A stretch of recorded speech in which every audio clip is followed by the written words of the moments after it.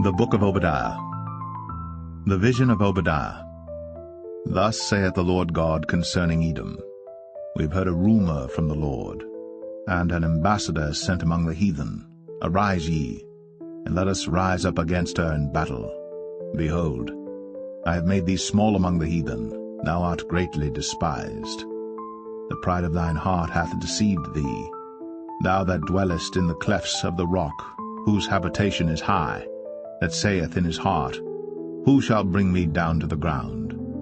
Though thou exalt thyself as the eagle, and though thou set thy nest among the stars, thence will I bring thee down, saith the Lord.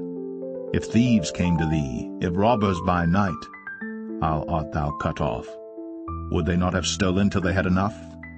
If the grape-gatherers came to thee, would they not leave some grapes? How are the things of Esau searched out? How are his hidden things sought up? All the men of thy confederacy have brought thee even to the border. The men that were at peace with thee have deceived thee, and prevailed against thee. They that eat thy bread have laid a wound under thee. There is none understanding in him. Shall I not in that day, saith the Lord, even destroy the wise men out of Edom, and understanding out of the mount of Esau? And thy mighty men, O Teman, shall be dismayed, to the end that every one of the mount of Esau may be cut off by slaughter. For thy violence against thy brother Jacob, shame shall cover thee, and thou shalt be cut off forever. In the day that thou stoodest on the other side, in the day that the strangers carried away captive his forces, and foreigners entered into his gates, and cast lots upon Jerusalem, even thou wast as one of them. But thou shouldst not have looked on the day of thy brother in the day that he became a stranger.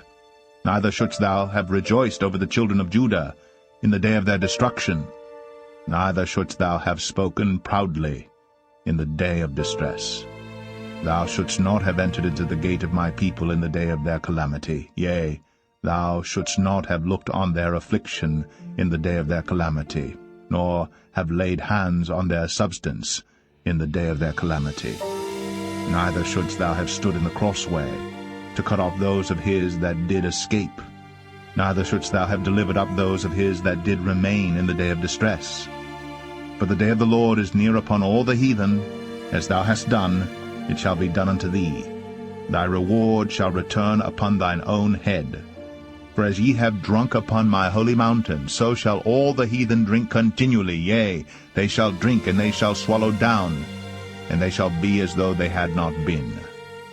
But upon Mount Zion shall be deliverance, and there shall be holiness, and the house of Jacob shall possess their possessions. And the house of Jacob shall be a fire, and the house of Joseph a flame, and the house of Esau for stubble. And they shall kindle in them, and devour them, and there shall not be any remaining of the house of Esau, for the Lord hath spoken it. And they of the south shall possess the mount of Esau, and they of the plain the Philistines, and they shall possess the fields of Ephraim, and the fields of Samaria, and Benjamin shall possess Gilead. And the captivity of this host of the children of Israel shall possess that of the Canaanites, even unto Zarephath, and the captivity of Jerusalem, which is in Sepharad, shall possess the cities of the south. And Saviours shall come up on Mount Zion to judge the mount of Esau, and the kingdom shall be the Lord's.